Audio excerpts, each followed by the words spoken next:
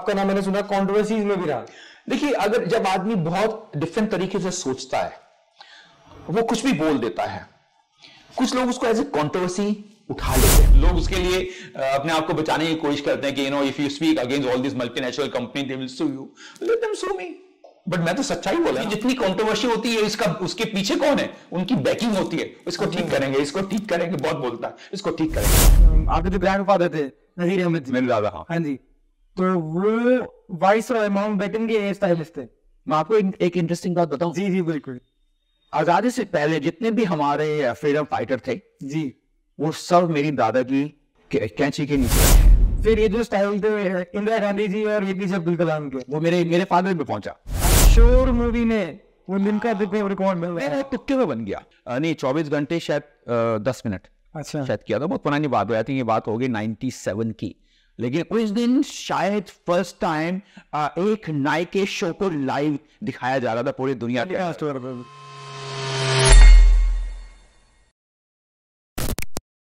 Hello and welcome to RD stories where ideas meet. आज हमारे साथ मौजूद हैं मिस्टर जावेद हबीब। मैं शायद ये कहते हुए गलत नहीं हो सकता कि ये इंडिया के पहले hair doctor cum hair stylist हैं। और जो ये प्रोफेशन है बार्बर का, और जिसे हिंदी में नाई कहते हैं, इसको जो ग्लैमर एक फेम दिया वो शायद जावेद सर ने दिया। Thank you so much sir for joining us. Thank you Riya. Sir, जितना अभी तक हमने आपके बारे में पढ़ा, जितना स्टडी करा इंटरनेट के थ्रू, एक मुझे जो जनरल पर्सपेक्शन था मेरा वो ये था कि आपका फर्स्ट प्रोफेशन ये नहीं है। मतलब आपने पहले जेएनयू से फ्रेंच लिटरेचर पढ़ा, मुझे फोर्स किया गया कि आप जाके पढ़ लो, फ्रेंच पढ़ कर लीजिए। अच्छा। क्योंकि मुझे शायद लग रहा था कि मुझे होटल मैनेजमेंट करना चाहिए। अच्छा। बट ऑफ कोर्स घर का बड़ा हूँ, मेरे फादर ने मुझे फोर्स किया कि नहीं, मुझे प्रोफेशन लेना चाहिए। मुझे धक्का मार के लंदन भेजा गया, जहां पर मुझे शायद लगता है कि इस प्रोफेशन का जो ग्लैमर था मुझे उसने ऐसा दबोच लिया, और वो जो दबोचा है ना, आज तक नजर आ रहा है मेरे ऊपर। बिल्कुल। मैंने ऐसा किसी को कि आपकी एज में यू आर 61, हम 61 प्लस या, और इस तरीके से अपने आप को कैरी करना मैं नहीं मानता कि पॉसिबल है। इतना फिट, आप फिट कैसे रहते हो? पहले तो मैं खाना नहीं खाता हूँ, बाल खाता हूँ। और बालों में जो कार्बोहाइड्रेट है, प्रोटीन है, विटामिन है ना, वो किसी के पास नहीं जो मेरे पास है। इसी वजह से मेरी बातों में एनर्जी आती है। बिल्कुल, आपके टेम्पो को मैच करना बहुत मुश्किल है। सर, एक दूसरी बात ये भी थी कि क्रिकेट का आपको बहुत शौक था, जेएनयू के कैप्टन भी थे आप। नहीं, वो होता है क्या कि हमारे इंडिया में, हमारे भारत के अंदर हर इंसान क्रिकेट खेलता है। वो क्रिकेटर बनना चाहता है, सचिन बनना चाहता है, सुनील गावस्कर बनना चाहता है। मैं भी उसमें से एक था। अच्छा। क्योंकि कुछ नजर तो आ नहीं रहा था कि चलो जी खेलना शुरू कर देते हैं। तो हमारे दिल्ली में एक क्लब होता था, मद्रास क्लब, मैं उसके लिए खेलता था। और अगर मैं लंदन नहीं जाता तो हो सकता कि मेरा प्रोफेशन बन सकता था। लेकिन जब मैं लंदन पहुंचता हूँ, वहां जाके सब कुछ खत्म हो गया, और एक ही चीज हाथ में आती, वो पता क्या आती? मेरी कैंची। लेकिन मैंने सुना था कहीं आप रणजी भी खेलने वाले थे, कुछ रणजी तो मेरा सिलेक्शन हो जाता। अगर मैं एक साल और सीरियस खेल लेता तो मेरा रणजी सिलेक्शन हो जाता। मुझे लगता है कि शायद मेरे अंदर वो शायद कुछ एक पागलपन था। तो अगर आपका हेयर स्टाइलिंग, वो शायद मेरा जो बैट निकल के वो कैंची में घुस गया। अच्छा। तो अगर मेरे हाथ में कैंची नहीं आती तो बैट के हाथ ही शुरू हो जाता वो। अच्छा, क्या था आपका मेन रोल? क्या था? मैं ऑलराउंडर था। मद्रास क्लब के लिए खेलता था, और जेएनयू का मैं कैप्टन भी रहा। जब मैं यूके जाता हूँ, लंदन जाता हूँ, मैंने वहां जाके कुछ माइनर काउंटी के मैचेस भी खेले थे। अच्छा। लेकिन फिर मैं रियलाइज करता हूँ कि मुझे एक ही प्रोफेशन ले सकता हूँ, क्योंकि वहां की लाइफ इतनी बिजी है, या तो आप कैंची चला लो या बैट चला लो। तो मैंने चूज किया अपना सीजर, बिकॉज वो मेरा खानदानी पेशा है। एंड ऑफ कोर्स मैं थर्ड जनरेशन का इंसान हूँ, और शायद भगवान ने शायद मुझे इसीलिए बनाया कि भाई जाओ, कैंची लेके जाओ, और जाओ जो करना करो, लेकिन कैंची के साथ करो। कैंची के साथ करो, बिल्कुल। तो ये जो आपका लंदन का जो एक्सपीरियंस था पूरा, ये कैसा रहा? मतलब जनरली क्या होता था उस टाइम पर? मैं सुना है कि लोग आते थे, लैंग्वेज बैरियर बहुत बड़ी बात थी। देखिए, मुझे लगता है कि मेरी लाइफ के अंदर दो बड़े चेंजेस आए। एक चेंज था मेरा जेएनयू जाना। उससे पहले मैं बहुत ही shy, timid, orthodox, very very ordinary, very very dark skin, pimple skin, no styling sense. I think JNU जाके उसकी थोड़ी फाउंडेशन बन जाती है। और जब मैं लंदन पहुंचता हूं, मैं अपनी औकात भूल गया, सच्ची बात है। अच्छा। और औकात ऐसा भूला कि 6 महीने के अंदर I was the most trendiest person in my university. अच्छा। मतलब इतना चेंज हुआ था। और अगर चेंज नहीं करेंगे ना हम लोग अपने टाइम के साथ में, मुझे लगता है कि हम लोग कुछ कर नहीं पाएंगे। तो हमें आज जीना है जी, अगर हम लोग आज जिएंगे ना, जो आज की मेरी नीड है, शायद मुझे उसके अंदर घुसना पड़ेगा, वो मेरा कैरेक्टर बन जाएगा। तो मैं उसमें जिया हूं। तो मैंने नहीं सोचा कि मैं लंदन हूं, बट मैं उस दिन के लिए जी रहा था। आपको मैं उस दिन लंदन बैठा था, तो लंदन का थोड़ा कल्चर मेरे अंदर घुस गया। कभी कोई ऐसा इंसिडेंट, कोई स्पेसिफिक चीज आपको याद हो कि आपको लगता हो यार कि बीइंग एन इंडियन ये बहुत डिफरेंट था आपके लिए वहां? नहीं, मुझे नहीं लगता कि being Indian, see we all are human, number one. और मुझे लगता है कि हमें शायद भगवान ने एक मिशन लेके भेजा है, और वो मिशन किसी का भी हो सकता है। बट हम लोग जो देसी लोग हैं ना, हम लोग बहुत पागल हैं। हम लोग ना उस कैरेक्टर में ऐसे घुस जाते हैं कि हमें करना है। और उसका रीजन क्या है कि हमारा ये जो मिडिल क्लास कल्चर है ना इंडिया का, जहां हमारे घर के अंदर पैसे की कमी है, जहां हमारे घर के अंदर थोड़ी डायरेक्शन की कमी है। अति ये जो पुराना ये सिस्टम जो है ना, शायद हमें इतना तेज भगा रहा है। मतलब एक तरह का आग लगा के, आग लगेगी, भाग रहे हो, और अगर आप सीरियस हो तो कहीं ना कहीं पहुंच जाओगे। बिल्कुल। अच्छा, ये तो कहानी होगी आपकी एजुकेशन की। एक स्टोरी ये भी है कि आपके जो ग्रैंडफादर थे नजीर अहमद जी, मेरे दादा, हाँ जी, तो वो वाइस रॉय माउंटबेटन के हेयर स्टाइलिस्ट थे। मैं आपको एक इंटरेस्टिंग बात बताऊं? जी जी बिल्कुल। आजादी से पहले जितने भी हमारे फ्रीडम फाइटर थे जी, वो सब मेरी दादा की कैंची के नीचे बैठे हैं। अच्छा, एग्जाम्पल? सब आप नाम बोलो ना, आप नाम बोलो, किसी के नाम बोलो, सबके नाम बोलो, सबके बाल मेरे दादा ने बाल काटे हैं, सबके बाल मेरे दादा ने बाल काटे हैं। आप सोचो इस चीज को, मतलब हमारे पास इतनी स्ट्रॉन्ग लेगेसी है, हमें नाम लेने की जरूरत नहीं है। बिकॉज राष्ट्रपति भवन मेरे दादा वहां काम करते थे, वहां के वर्कर थे, जो नाइट डिपार्टमेंट होता है वो वहां के मेन नाइट थे। तो मतलब जो भी वहां रहता था वो कहां बैठता था, वहां मेरे दादा की कैंची के साथ ही बैठता था। तो नाम लेने की जरूरत नहीं। उसके बाद में, आजादी के बाद में भी जितने भी हमारे टिल 72 जितने हमारे प्रेसिडेंट बने, प्राइम मिनिस्टर बने, मिनिस्टर बने, अब नाम बोलो, जो भी लोग आते थे सब कहां गए, मेरे दादा के पास गए। तो मतलब सबकी हजामत मेरे दादा ने की। मतलब शुरू वहां से हुआ था, सब कुछ शुरू वहां से हुआ था, बस मेरे पास आ गया आपके पास। और मैं सोचता हूँ कि मुझे सिर्फ उन लोगों के बाल नहीं काटने, मेरे लिए जो मेरी चेयर पे बैठ जाता है ना, वो वीआईपी है। वो वीआईपी समझ के बाल मत काटो, उसको बिठा के उसको वीआईपी फील कराओ कि यस मैं किसी से कम नहीं हूं। फिर ये जो स्टाइल थे इंदिरा गांधी जी और एपीजे अब्दुल कलाम के, वो मेरे फादर पे पहुंचा। अच्छा, तो फ्रॉम माय दादा it has gone to my father and of course it has gone to my brothers. But मैं भारतीयों का हेयर ड्रेसर बना, मैं भारतीयों का नाई बनाऊं। लेकिन आपकी जो फर्स्ट हेयर कट था वो 10 साल की एक लड़की थी, एक छोटी बच्ची थी, उसके बाद नहीं, गलत नहीं हुआ था, वो छोटा हो गया था। उसको गलत नहीं बोलेंगे, क्योंकि हो सकता है कि वो छोटा होना वो शायद उस लड़की के लिए गलत हेयर कट था। क्योंकि उससे पहले मैं 3 साल लंदन में काम करता था, वहां पर क्या होता, बाल छोटे करते थे। तो मैंने सोचा चलो मैं लंदन से आया हूं, इसको मैं लंदन के स्टाइल देता हूं। लेकिन वो जो एक फीमेल, जो छोटी बच्ची की एज होती है ना, मुझे लगता है कि 6, 7, 8, 9, 10, उसके अंदर ना they want to grow their hair. तो maybe she was growing the hair, but मैंने उसके बाद छोटे काटे। बहुत रोई, मुझे थोड़ा गुस्सा नहीं आया, मुझे थोड़ा अफसोस हुआ। बट प्लान किया था कि नहीं करना, कुछ ऐसा मन में थॉट आया? नहीं, रात को सोया तो सब भूल गया। रात को सोया सब भूल गया, दोबारा नेक्स्ट डे वही सेम पागलपन आ गया, नहीं बाल काटने। ये जो परसेप्शन था इंडिया में स्पेशली, कि आपने सुना होगा नाई, बार्बर, है ना? नहीं, बार्बर क्यों बोलो, नाई बोलो ना, बिकॉज़ हम लोग सारे हिंदुस्तानी हैं। हाँ, हमारी हिंदुस्तानी बहुत अच्छी है। हम इंग्लिश नहीं जानते, इंग्लिश में इसको बार्बर बोलते हैं, हाँ। हिंदुस्तानी में इसको नाई बोलते हैं। तो मैं नाई हूं, और मुझसे ज्यादा हैंडसम कभी नाई पैदा नहीं होगा। कभी पैदा भी नहीं होगा। तो ये जो नाई से हेयर स्टाइलिस्ट वाला ये जो परसेप्शन है, ये कैसे चेंज किया आपने? आई थिंक मैंने चेंज किया थ्रू एजुकेशन जी। बिकॉज मैंने रियलाइज किया जब मैं वापस आता हूं, हर आदमी बस बॉलीवुड की बात कर रहा, हर आदमी पॉलिटिशियन की बात कर रहा, लेकिन किसी ने यह बात नहीं किया कि इस कंट्री की जो कौम है बाल काटने वालों की, जो कम से कम 8-9 करोड़ है, उनके बारे में किसी ने सोचा।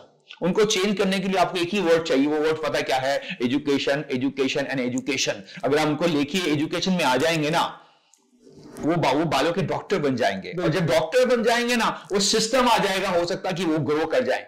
तो आई थिंक उस एजुकेशन ने शायद मुझे आज जावेद अभी बना दिया, बिकॉज शायद मैंने सोचा कि नहीं, मुझे इन लोगों के बाल नहीं काटने फिल्म स्टारों के, मुझे नहीं काटने किसी पॉलिटिशियन, मुझे बाल काटने हैं, मुझे बाल काटना सिखाना है अपने पूरी की पूरी बरादरी को, जिसके लिए उनको एक स्पोक्स पर्सन चाहिए, जिसके लिए उनको एक आदमी चाहिए कि जो उनको रिस्पेक्ट दिलाए।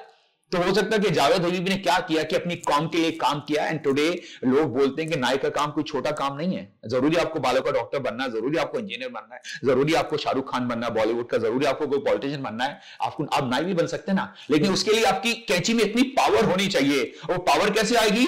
Through education. ये हमारे इंडिया में चल रहा ना, स्किल। मैं तो 30 साल से स्किलिंग कर रहा हूं।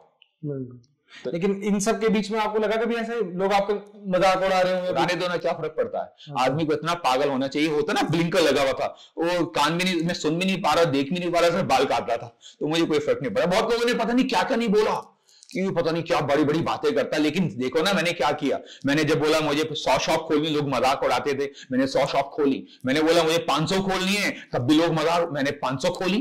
फिर मैंने बोला कि नहीं मुझे 1000 खोलनी, लोग हंसते थे, मैंने 1000 खोल ली। अब मैं पता क्या बोलता हूं, मुझे चांद पे शॉप खोलनी, लोग हंस रहे हैं, पर वो दिन दूर नहीं कि जब जावेद हबीब की चांद पे शॉप खोलने वाले, और मेरी चल रही है। अगर आप उस पे जाके चेक करो चेक कर लो जाके। अच्छा, एक बात ये भी है कि ये जो मैंने सुना था कहीं किस्सा की शोर मूवी में वो लिम्का बुक ऑफ रिकॉर्ड बन गया। नहीं, वो तुक्के में बन गया, सच्ची बात है। वो क्या तुक्के में बन गया। वो आइडिया किसका था? हुआ क्या था कि मैं टीचिंग करता था अपने, हमारी एकेडमी चलती थी साउथ एक्स के अंदर, जी। तो हम लोग ब्रेक टाइम के अंदर ऐसी बातें कर रहे हैं जैसे होता है कॉलेज टाइम के अंदर, मजाक कर रहे हैं।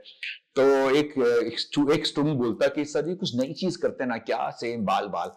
तो एक किसी दूसरे ने बोला यार एक रात को मूवी आई थी शोर मूवी, उसके अंदर मनोज कुमार साइकिल चलाता 24 घंटे, ऐसी कोई नई चीज क्रिएट करते हैं। तो वहां से वो आइडिया निकल के आता है, और वो आइडिया सब निकल के आया, लेकिन उस पर काम करना बहुत मुश्किल था, बिकॉज लोगों को बुलाना रात को 1 बजे, रात को 1:05 पे, रात को 1:10 के ऊपर, आई थिंक वो सबसे मुश्किल काम था। एक बाल काटना मुश्किल नहीं था, of course there was no benchmark, कितने बाल काटने, हमारा बेंचमार्क था 50, लेकिन वो तो 410 हो गया। उसके बाद में भी कम से कम 100 लोग वेट कर रहे थे बाल कटवाने का। मेरी टीम इतनी थक गई थी, बोले सर जी बहुत हो गया। लेकिन उसका मैंने उसको काटा था 24 घंटे, नहीं 24 घंटे शायद 10 मिनट, अच्छा शायद किया था। बहुत पुरानी बात है, ये बात होगी 97 की। लेकिन उस दिन शायद फर्स्ट टाइम एक नायके शो को लाइव दिखाया जा रहा था पूरी दुनिया में। I mean that was the beginning of Javed Habib की। यस, कोई सच्ची में कोई पागल बन के आया है जो सच्ची बाल काटने जा रहा है। लोगों ने बहुत ट्राई किया, लेकिन जो रिकॉर्ड होते हैं ना वो सब एक ही बारी बनते हैं। लेकिन एक इंसिडेंट उसमें ये भी था कि कोई आपका फ्रेंड था जो रात को, that was a good one, तो मेरा, तो हमने क्या किया कि दिन में हमने कॉलेज से बात किया, हमने बहुत सारे एनजीओ से बात की, वहां के बच्चे आए, रात को हमने सारे फ्रेंड को रखा, अच्छा। ताकि वो तो कभी भी आ सकते हैं। तो हमारा एक दोस्त आ रहा था शायद नोएडा से, आज से 30 साल पहले। नोएडा से अगर कोई आ रहा होगा तो बैरिकेड होगा, पुलिस वाले ने पकड़ लिया उससे भी, तो रात को कहां जा रहा है। तो हमारा एक आदमी था, उसने बोला मैं बाल कटवाने जा रहा हूँ, उसने उसको 2 दिन गाली, कहता साले रात को 2 बजे कहां बाल कटते हैं। तो आई थिंक बहुत अच्छी चीज थी, that was a good one। और ये तो एक आपका प्रोफेशन हो गया। मैंने सुना है मोहम्मद रफी के आप बहुत बड़े फैन हैं। हाँ, जैसे उनके गले में सुरूर है, मेरी कैंची में सुरूर है। कैसे? दोनों में डिफरेंस ही है। अच्छा। तो जब मेरी कैंची चलती है ना, उसकी जो आवाज आती है ना, वो गाने हैं सारे के सारे, उसमें रोमांस है। आई थिंक वो रोमांस सिर्फ मैं ही समझ पाता हूँ, बिकॉज़ मैं बालों के साथ बात करता हूँ, जो शायद कोई नहीं करता। मैं बाल नहीं काटता, मैं बालों के साथ बात करता हूँ। बाल मुझे खुद बताते हैं कि बाल कैसे काटने चाहिए, मैं बाल काट देता हूँ। ताकि ये जो है ना सुरूर जो कैंची का, वो है। अच्छा, लोग क्या सोचते हैं कि आप ना रोमांस करते हैं, आप कभी रोमांटिक गाने सुनते हैं। मैं कहता हूं कि आप किसी एक इंसान से इतना प्यार करते हैं, आपको उसकी हर अदाएं अच्छी लगती है। तो रफी साहब को अगर मैं इतना अच्छा, उनको मैं अपना मेंटोर मानता हूं। अच्छा। क्यों मानता हूं? 2 चीजों की वजह से। बहुत नीचे रहो, ग्राउंडेड रहो, नंबर 1। नंबर 2, दुनिया में सबकी हेल्प करो। अगर ये 2 चीजें आ जाएंगी ना, लोग आपको वैसे रिस्पेक्ट देंगे। रफी साहब ने ये किया ना, जितने भी नए सारे के सारे म्यूजिक डायरेक्टर आते थे, पैसा नहीं है, चल यार करता हूं। मैंने भी ऐसे बहुत सारे शो किए हैं। और कभी कभी ऐसा होता था, मेरे सेमिनार होते थे, जब मैं जाता था, मेरी फीस होती है, तो किसी ने मुझे बोल दिया यार सर जी वो नुकसान हो गया। ऐसे तेरा नुकसान कितना हुआ तेरा? तो अब ऐसा जो उसने लिफाफा दिया था, मैं उसको देख के आता था, कोई बात नहीं, कुछ नहीं यार। आई थिंक मेरे लिए वो सबसे इंपॉर्टेंट चीज थी कि चलो किसी ने इतना पेन लिया, मुझे इतना दूर बुलाया, मेरा सेमिनार कराया, इतने लोग नहीं आ पाए, बिकॉज लोग छोटे टाउन के अंदर शायद अभी भी उसको नायक का काम बोल रहे थे। क्योंकि सेमिनार पहले किसके होते थे? डॉक्टर्स के होते थे, इंजीनियर के होते थे। कभी किसी ने सोचा नहीं कि एक नायक भी सेमिनार कर सकता है। तो मेरी वजह से किसी का नुकसान क्यों हो? पहले सेमिनार में तो आप बता दो शायद 4 लोग आए थे, वो भी कैसे पैसे दे के बुलाया था। जबकि सेमिनार के अंदर पैसा पे किया जाता, उनको पैसा दे के बुलाया था, या आ जाइए प्लीज। क्या वो स्टोरी क्या थी? लेकिन मतलब क्या, हम लोगों ने सेमिनार किया चंडीगढ़ के अंदर, जी। और हम एक्सपेक्ट कर रहे थे बहुत सारे लोग आएंगे, लेकिन कोई आया नहीं। 4 लोग आए, 4 लोग को बुलाया। अच्छा। तो पैसे ले ले यार, तू आ जाइए बस। फिर क्या उसका रिजल्ट क्या निकला, उन्हें आया समझ में? आज की जो सेमिनार है उसके अंदर 400-500 नंबर होते हैं, उसका रिजल्ट ये है, मतलब 4 से शुरुआत होती है, 400-500 में पहुंच गया, और and I charge money for it. तो मतलब वो जो 4 जो पेड थे, now I am minting money of that. अच्छा, अभी तो ये सब ऐसा हो गया, अब आप उस स्टेज पे चले गए हो कि लोग आपसे जनरली पूछते होंगे सवाल, एक्टर्स के कर रहे हो, पॉलिटिशियंस के कर रहे हो, क्रिकेटर्स के कर रहे हो, कीपिंग देम असाइड, आपका बेस्ट हेयर कट आज तक कौन सा रहा? मेरे बाल तो सबसे अच्छा कट पता किसका होता है? जिसके सर पे बाल नहीं है। अच्छा। और वो फील करता है कि जावेद हबीब मेरे बाल काटे, and he enjoy that feel. I think वो सबसे अच्छा स्टाइल होता है मेरे लिए। अच्छा, मैंने सुना है कि जो आपकी बेटर हाफ है शाहीन मैम, उनसे भी आपकी मुलाकात? हाँ, वो मेरी क्लाइंट थी। अच्छा। मेरी क्लाइंट थी। लोग पूछते हैं कि आपने शादी कैसे की, लव मैरिज की, अरेंज मैरिज की? मैं क्या बोलता हूँ, क्लाइंट मैरिज की। तो ये मैंने एक नई रीत शुरू कर दी अपने प्रोफेशन के अंदर कि आप क्लाइंट से भी शादी कर सकते हैं। वो स्टोरी क्या थी? कुछ नहीं, वो आए थे और शायद उनको मेरा हेयर कट तो पसंद नहीं आया, पर शायद मैं पसंद आ गया, तो उल्टा हो गया। एक 2-3 चीजें ऐसी थी जो जहां आपका नाम मैंने सुना कंट्रोवर्सीज में भी रहा। देखिए, अगर जब आदमी बहुत डिफरेंट तरीके से सोचता है, वो कुछ भी बोल देता है, कुछ लोग उसको एज ए कंट्रोवर्सी उठा लेते हैं। अगर मैं कोई स्टेज पे शो कर रहा हूं, हम लोग मजाक करते हैं, देखिए सेमिनार में क्या होता है, आप 6-7 घंटे के लिए स्टेज के ऊपर है, आप सारे दिन टीच नहीं कर सकते, तो उसमें थोड़ा ह्यूमर भी होता है। ह्यूमर के अंदर आपको बहुत सारी एक्टिंग करनी पड़ती है, उस एक्टिंग के अंदर आपने क्या बोल दिया, आपका एक्ट क्या था, लोग उसको उल्टे तरीके से ले लेते हैं। तो ये कंट्रोवर्सी मुझे लगता है एक सक्सेस का पार्ट है, और कंट्रोवर्सी उसी के साथ होती है जो कुछ है, जो आम आदमी के साथ कभी कोई कंट्रोवर्सी नहीं होती। तो मुझे लोग बोलते हैं कि I am a controversial person, I am not a controversial person, it just happens. आप उसको किस तरीके से ले रहे हैं ये आप पे डिपेंड करता है। मैंने ऐसा कुछ किया नहीं है, मैंने ऐसा कोई एक्ट किया नहीं है, बट इतनी बड़ी कंट्री के अंदर हम किसी को रोक नहीं सकते हैं। आई मीन, उनका पूरा हक कुछ ना कुछ बोलने का, बट आई एम ओके।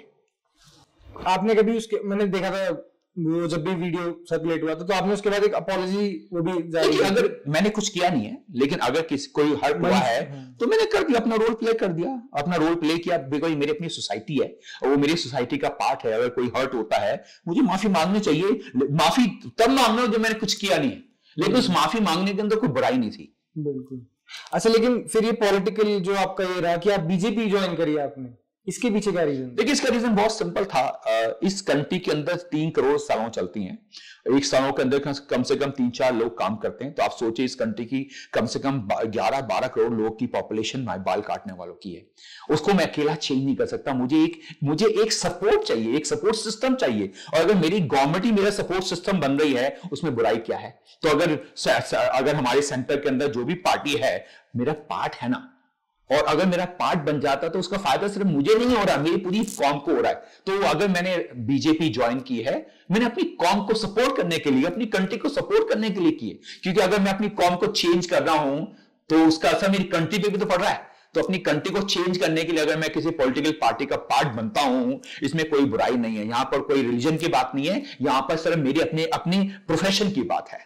फिर कभी आपने इस बारे में डिस्कस किया, और मतलब जो भी हायर थे आपसे? देखिए, हाँ, बहुत बारी हुआ, लेकिन हम काम कर रहे हैं। जैसे स्किल इंडिया का मैं बहुत इंपॉर्टेंट पार्ट हूं अब।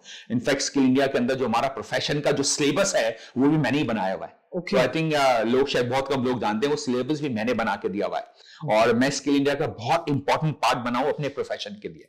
अच्छा, आप कितना डिफरेंस देखते हो? आपने तो लंदन में पढ़ाई करी थी, वहां की पढ़ाई में और आज जो आपने जो शुरू किया है, उसमें कितना डिफरेंस? यहाँ ज्यादा अच्छा है, यहाँ बेटर है। यहाँ की नीड बहुत डिफरेंट है, यहाँ का फैशन बहुत डिफरेंट है, यहाँ का कल्चर बहुत डिफरेंट है, यहाँ का ट्रेडिशन बहुत डिफरेंट है। यहाँ फैशन नहीं है, वहां फैशन है, यहाँ कल्चर है। तो जो मैंने सीखा था मुझे वो याद भी नहीं है, लेकिन जो मैंने यहाँ क्रिएट किया है वो मुझे याद है।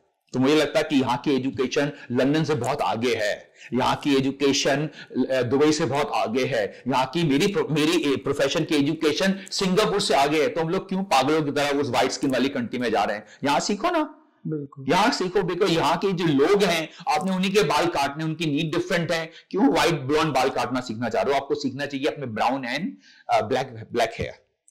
आपने एक जगह बोला भी था कि state wise, area wise demographics बदलते हैं तो आपका हेयर केयर का सिस्टम ही बदल जाता है। खाना चेंज होता है, किचन का सामान चेंज होता है, तो बालों का भी सब कुछ चेंज होता है। हमें समझना चाहिए कि ये साइंस है। तो एक एग्जांपल के साथ समझना चाहूंगा। साउथ इंडिया में जाओ ना, कर्ली बाल होते हैं, वहां बाल कटते नहीं है, तो वहां स्ट्रेटनिंग का बिजनेस ज्यादा होता है। आप बॉम्बे में जाइए, बॉम्बे के अंदर कलर ज्यादा चलता है। आप नॉर्थ में जाइए, पंजाब में जाइए, वहां बाल कटते नहीं तो वहां पर केमिकल ज्यादा होता है। आप किसी भी जोन में चले जाइए, वहां की जो नीड है ना, वही फैशन की नीड बन जाती है। ओके। और फिर ये कहते हैं कि ये जो आपने एक बार इसका एक्सप्लेनेशन भी बहुत अच्छा दिया था कि केमिकल्स यूज होता है, तो आपने कहा कि वो फिर सोप में भी होता है, टूथपेस्ट में भी होता है। जो लोग बोलते हैं शैम्पू मत करो रोज, क्योंकि मेरा एक ही बहुत अच्छा एक भाषण देता हूँ, रोज शैम्पू करो, रोज शैम्पू करो, रोज शैम्पू करो। लोग बोलते हैं साला पागल है, पागल है, पागल है, क्योंकि वो कहते हैं शैम्पू के अंदर केमिकल होता है। तो मैं उनको बोलता हूँ टूथपेस्ट में केमिकल नहीं होता क्या? साबुन में केमिकल नहीं होता क्या? टूथपेस्ट में कभी आपके किसी के दांत टूटे क्या? अब आप साबुन लगा दो, कभी आपकी आईब्रो निकली क्या? मतलब आप ये कॉमन सेंस की बात है। इस कंट्री के अंदर देखो दो चीज है, यहाँ डस्ट बहुत है, यहाँ पोल्यूशन बहुत है, और यहाँ पसीना बहुत है। ये तीनों चीज क्या बनाती है? बालों में डैंड्रफ बनाती है। और डैंड्रफ क्या है? बालों का पॉइजन है। और जब तक वो पॉइजन धुलेगा नहीं तो आपके बाल ग्रे होंगे। इस कंट्री में सबसे ज्यादा बाल ग्रे होते हैं। इस कंट्री के अंदर सबसे ज्यादा बाल ग्रे होते हैं, बाल टूटते हैं। और उसका आंसर क्या है? अंधविश्वास। और अंधविश्वास क्या है? रात को तेल लगाओ, रात को कभी तेल मत लगाना। हमें रात सोने के लिए भगवान ने दिए, तेल लगाने के लिए दिए क्या? रात को सोना चाहिए, हमें पढ़ाया गया है कि हमें लूज कपड़े पहन के सोना चाहिए ताकि हमारी बॉडी ब्रीथ कर पाए। तो अगर आपने रात को तेल लगा लिया, आपने क्या किया? उसको ब्लॉक कर दिया। जो ब्लॉक होगा तो ब्रीथ ही नहीं कर पा रहे, तो बाल ग्रे होंगे। तो इस कंट्री का जो अंधविश्वास है, रात को तेल लगाना चाहिए, बालों का सत्यानाश। इस कंट्री का अंधविश्वास, तेल लगा के रखना चाहिए, अंधविश्वास। तो मुझे लगता है कि शायद मुझे ये अंधविश्वास को चेंज करना है। मैं चाहता हूं कि जब तक मैं जिंदा हूं किसी का बाल बांका नहीं होना चाहिए। मैं चाहता हूं जब तक मैं जिंदा हूं किसी के बाल काले ग्रे नहीं होने चाहिए। और मैं चाहता हूं जब तक ऊपर ना जाए इंसान, उसके बाल, तो जैसे बाल लेके आए हो ऐसे बाल लेके ऊपर जाओ। अभी ये मिशन होना चाहिए। और उसके लिए कॉस्मेटिक नहीं चाहिए। अच्छा। उसके लिए पता है क्या चाहिए? ज्ञान चाहिए। और ज्ञान कौन सा चाहिए? भारत का ज्ञान चाहिए, जो हमारा चलता है, अजंता अलोरा में चल रहा है। मतलब आप सोचो 5000 साल पहले कितने सारे बाल थे और आज लोग गंजे हो गए। और गंजे क्यों हो रहे हैं? बिकॉज हमें टाइम के साथ चेंज करना है। और चेंज क्या है? सफाई करो, बालों को धो, और धोने के लिए शैम्पू करो। अगर मुझ पर विश्वास नहीं है तो साबुन कर लो, कौन रोक रहा है? बिकॉज दोनों का रोल सेम नहीं होता है। तो ये मत सोचो कि शैम्पू डिफरेंट है, सोप डिफरेंट है, सोप स्किन के लिए बना है, शैम्पू बालों के लिए बना है। एक ही चीज बनी है, और वो क्या है? सफाई के लिए बनी है। तो ये कंडीशनर वगैरह ये सब क्या? पहले कंडीशनर था क्या 50 साल पहले? एग्जैक्टली। तो क्यों लगा रहे हो? मैं तो नहीं लगाता। अच्छा। मैं तो नहीं लगाता। मैं तो सिर्फ बालों को रोज धोता हूं बस। आप किस चीज से धोते हो बाल? मैं साबुन मिल जाए साबुन से धो लेता हूं, शैम्पू मिल जाए शैम्पू से धो लेता हूं, धोता हूं। बहुत बड़ी बात बोल रहा हूं। साबुन मिल जाए साबुन से धो लेता हूं, शैम्पू मिल जाए शैम्पू से धो लेता हूं। हमें कुछ नहीं चाहिए, हमें एक ही चीज चाहिए, सफाई होनी चाहिए। पहले तो लोग मिट्टी से बर्तन धोते थे ना, तो मिट्टी से बाल भी तो धुल सकते हैं, क्यों नहीं धुल सकते? बताओ ना मुझे। अब ये कंट्रोवर्शियल है ना। मैं क्या बोल रहा हूं कि आप मिट्टी से बर्तन धुल सकते हैं आपके घर के, तो बाल क्यों नहीं धुल सकते? This is called controversy. अरे कंट्रोवर्सी नहीं है, कॉमन सेंस की बात कर रहा हूं। अच्छा, फिर आप क्या मानते हो हेयर कट मतलब हेयर लॉस का सबसे बड़ा क्या रीजन है? गंदगी, तेल, अंधविश्वास, और ये पुरानी जो चीजें चल रही हैं वो चीजें। आपकी दादी के बाल ज्यादा अच्छे थे, आपके दादा के बाल ज्यादा अच्छे थे, आपके बालों के अंदर इश्यू ज्यादा अब हैं। और जबकि आप क्या सोचते हो कि मैं बहुत महंगी कॉस्मेटिक यूज कर रहा हूं, लेकिन तब भी बाल टूटता है। तो इसका मतलब क्या है कि आपके पास मेरा ज्ञान नहीं है। और मेरा ज्ञान क्या है? रोज बालों को धो लो आंखें बंद करके। तो जो ये इतने बड़े बड़े ब्रांड्स मार्केट में अवेलेबल होते हैं, इतने सारे ब्रांड चल रहे हैं, इतने ज्यादा बाल टूट रहे हैं। इतने सारे ब्रांड चल रहे हैं, इतने ज्यादा ट्रांसप्लांट क्लिनिक शुरू हो गए हैं। इतने सारे ब्रांड चल रहे हैं, इतनी सारी डर्मेटोलॉजिस्ट की क्लिनिक शुरू हो गए। समझ आया? तो ये जो है ना सारी cosmetics, this is called controversy. शायद इसकी वजह से हमारे बाल ज्यादा टूट रहे हैं। ओके, तो आपका बेस्ट क्या है इसमें? आप क्या कर रहे हो इसके लिए? मैं तो बहुत सिंपल बोलता हूं भैया। जैसे अभी आपसे जब मैं डिस्कस कर रहा था, हमारी हेल्थ क्या है? एक साइंस है, बिल्कुल, जिसको हम लोग योगा बोल सकते हैं। मैं इसको पता क्या बोलता हूं? मैं इसको बोलता हूं ये एक तरह का योग है। योग का मतलब क्या है कि सुबह उठो, अपने टाइम पे उठो। भगवान ने ये सूरज है ना, कोई बात होगी ना तो उसको देखो। हम लोग क्या बोलते हैं? नमाज पढ़ो। हम लोग क्या बोलते हैं? मंदिर जाओ। हम लोग बोलते हैं गुरुद्वारे जाओ। इसका रीजन पता क्या है? उठो सुबह और अपने आप को शांत रखो। इसको कहते हैं योग। ठीक है, तो आप सुबह उठो, सुबह के लाइफस्टाइल में आ जाओ। सुबह मॉर्निंग के अंदर ब्रेकफास्ट करो। और ब्रेकफास्ट क्या है? पानी।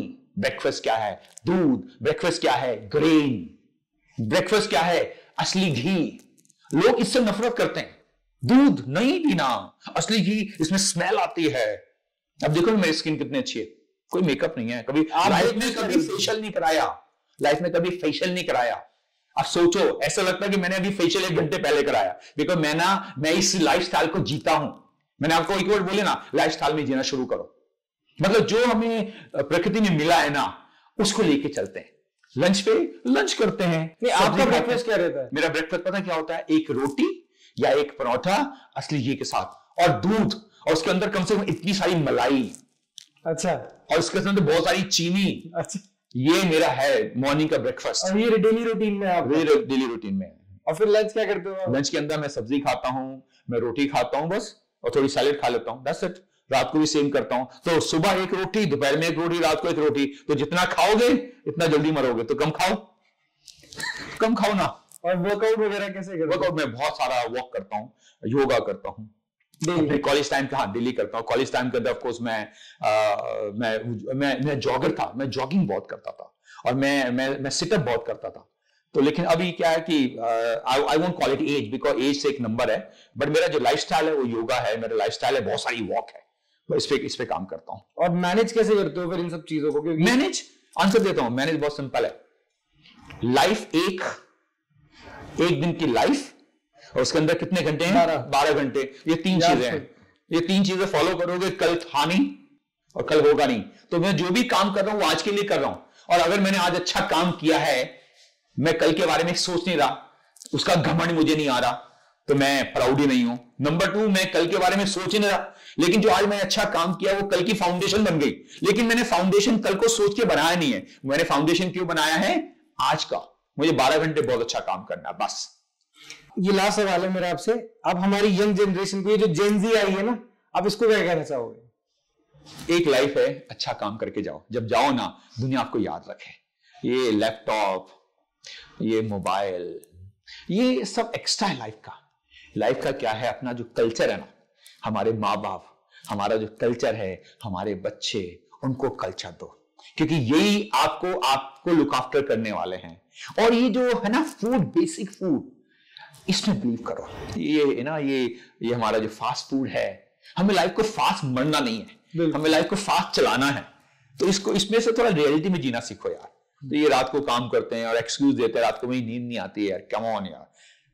किसने मुझसे बहुत अच्छी पूछी थी, बहुत क्वेश्चन, सक्सेस का मंत्र क्या है? पता मेरा आंसर क्या है? रात को नींद आना। अगर रात को अच्छी नींद आ रही है ना, वो सक्सेस का मंत्र है। हाँ, बहुत बहुत कितना सिंपल आंसर है ना। ये कितनी गहरी बात है। मैं तो कोई दवाई नहीं खाता आज तक। अच्छा। कुछ भी नहीं खाता। हमारी ये जो बॉडी ना ग्लोब है, इसके अंदर दुनिया में जितने मिनरल मिलते हैं ना, सब इसके अंदर है। तो मुझे एक्स्ट्रा खाने की जरूरत क्या है? आप नाम लो ना किसी मिनरल का, कहां से बना है? हमारी बॉडी से बना है। तो जैसे दुनिया है, ऐसे हमारी बॉडी की दुनिया है। इसको समझ लो। अगर इसको समझ लोगे ना, आप अमर हो सकते हो। Thank you so much sir, आपसे बात करके बहुत अच्छा लगा। मैं तो कभी बिलीव ही नहीं कर सकता कि कोई डॉक्टर या कोई हेयर स्टाइलिस्ट इस तरह ब्लंट आंसर दे सकता है इस बारे में कि बी ओपन। तभी लोग बोलते हैं ना कंट्रोवर्शियल जाओ। मैं हूं नहीं, मैं रियलिटी बता रहा हूं। लोग उसके लिए अपने आप को बचाने की कोशिश करते हैं कि if you speak against all this multinational company they will sue you, let them sue me. But मैं तो सच्चाई बोला ना। ये जितनी कंट्रोवर्सी होती है, इसका उसके पीछे कौन है? उनकी बैकिंग होती है। इसको ठीक करेंगे, इसको ठीक करेंगे, बहुत बोलता है, इसको ठीक करेंगे। फिर आप कैसे मैनेज करते हो? शांत। कभी आपके पास थ्रेट्स आए हैं ऐसे? बहुत आते हैं।